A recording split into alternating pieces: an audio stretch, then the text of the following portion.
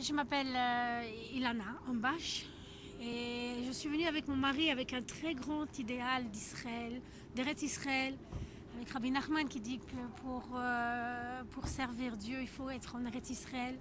Et j'ai voulu avoir beaucoup d'enfants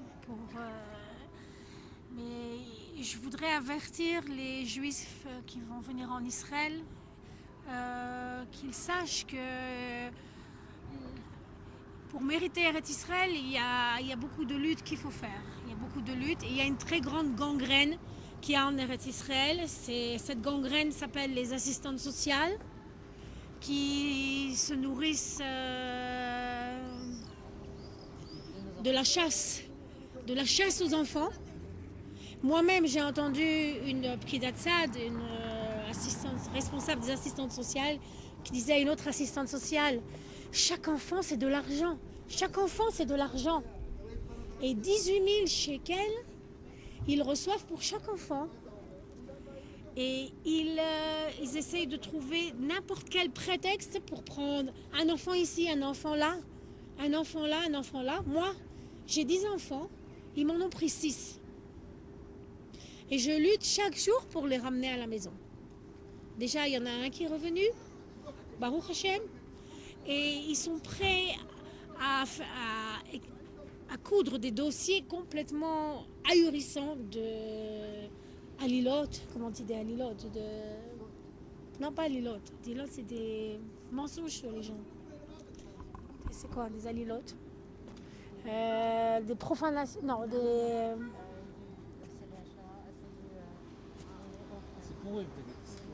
סיפורים לא נכונים. De fausses histoires, ils ont inventé Ils utilisent chaque prétexte et des prétextes qui sont vraiment incohérents pour coudre des dossiers à des familles et salir des familles et faire intervenir aussi des voisins qui seraient prêts à témoigner à toutes sortes de choses. Moi-même, on a des amis qui, les voisins commencent à faire de la mauvaise langue sur les enfants, que soi-disant ils ont vu nus sur la terrasse ou à moitié habillés. C'était l'été, les enfants ils ont voulu rentrer dans une bassine. Alors pour n'importe quelle situation, eux aussi, ils veulent leur prendre leurs enfants, que soi-disant ils voient des enfants qui se promènent en maillot de bain ou des choses comme ça. Ça peut être dans des quartiers religieux aussi, ça peut être... Et c'est vraiment une gangrène en Israël qu'il faut être prêt à lutter contre cette chose-là pour mériter vraiment d'être en Terre Sainte et de recevoir la lumière de la Terre Sainte. Et vraiment, c'est une lutte pour l'argent. Ces assistances sociales luttent pour recevoir cet argent, pour recevoir des grades. Donc chaque fois qu'elle pêchent un enfant ici ou là, alors elles sont mieux gradées, elles reçoivent de l'argent, elles amènent de l'argent dans la caisse du groupe social. Et c'est vraiment un délire. Et c'est vraiment très triste de voir ça en Israël. Et c'est vraiment une gangrène qui existe. Isolés sans... Oui, il y a les parents qui sont les parents qui sont un seul parent, soit que les parents, les familles monoparentales, ça s'appelle les familles monoparentales, oui, sont particulièrement visées. Et c'est avec un seul parent. D'accord. Et comment on dit les filles mères? Non, ça s'appelle des... Non, les familles monoparentales, ou un père seul avec ses enfants, ou une mère seule avec ses enfants. Ah oui, oui. Et aussi en ce qui concerne les familles monoparentales, avec un père avec des enfants ou une mère avec des enfants qui vivent seuls, alors ils vont vérifier le budget, et si le budget n'est pas assez haut, alors ils vont prendre les enfants, mais ils ne se rendent pas compte que les enfants souffrent de désespoir d'être séparés de leur père ou de leur mère, et ça leur crée des problèmes psychologiques. Et après, qu'est-ce qu'ils font? Ils mettent les enfants dans des types psychologiques, ils les internent dans des hôpitaux psychiatriques Parce que les enfants se révoltent quand quand ils sont isolés de leurs parents, ils se révoltent, ils arrivent dans les pensions, ils se révoltent. Alors l'assistante sociale écrit qu'il faut envoyer l'enfant au psychiatre et petit à petit, il l'enferme dans un hôpital psychiatrique et le groupe social reçoit 18 000 shekels sur chaque tête d'enfant. Et c'est ce qu'ils ont fait à mon fils, Akiba, et c'est ce que je lutte à Archav, qu'ils ne fassent pas à mes filles, à mes trois petites filles qui sont pas encore, que je suis en train de récupérer et qui, elles, n'arrêtent pas d'écrire des lettres, qui me disent au téléphone, maman, je n'en peux plus. Si tu viens pas me chercher, si tu me sors pas de cette pension de fou, à la fin, je vais me suicider. Et si ils entendent une parole de cet enfant qui disent si on la laisse dans cette pension, elle va se suicider, alors ils vont dire ah, c'est un enfant qui a des tendances de suicide, il faut lui faire un traitement psychiatrique, le mettre à Itanim, à l'hôpital psychiatrique. Et c'est ce qu'ils ont fait à un des fils de Daniel, Jonathan. Il a été enfermé à Itanim pendant une semaine parce qu'il n'en pouvait plus. Il dit, je ne peux plus être dans cette pension, je ne peux plus être séparé de mes frères, je ne peux plus être séparé de mon père.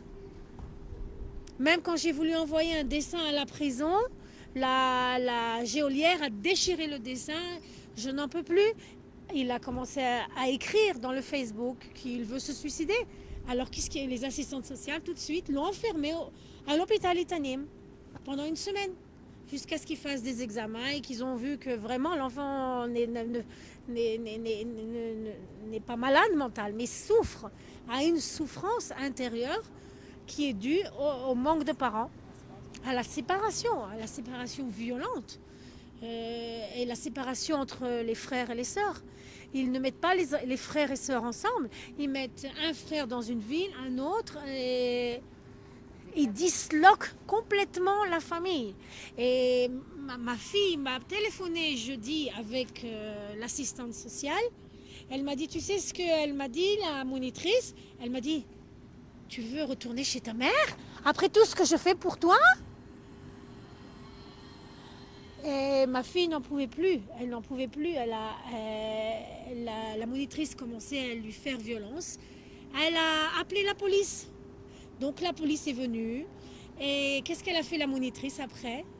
Elle a mis tous les enfants de la pension contre Osnat en racontant toutes sortes de choses qui n'existent pas, que soi-disant ma fille aurait violenté la monitrice et que ce n'était pas vrai du tout.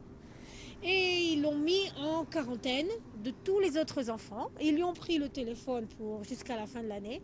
Et donc, les enfants se sentent complètement étranglés, complètement démunis, sans défense. Ils n'ont pas où crier. On est arrivé dans ce jugement. Je demande que mes enfants reviennent à la maison, qu'il n'y a aucune raison que je ne reçoive pas mes enfants. Pour quelle occasion? J'ai demandé pour le jour de libération d'Eretz Israël, Yom Ha'atzmaut. Ils m'ont dit, si vous voulez, vous pouvez les voir 3-4 heures.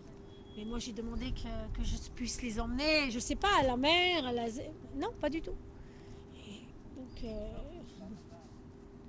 bien sûr, ils me traitent comme si j'étais une souris, qu'on lui donne un petit grain de fromage. Alors, bien sûr, je ne vais pas courir pour se prendre ce petit grain de fromage. Bien sûr que je vais le prendre. Bien sûr que je vais aller les voir.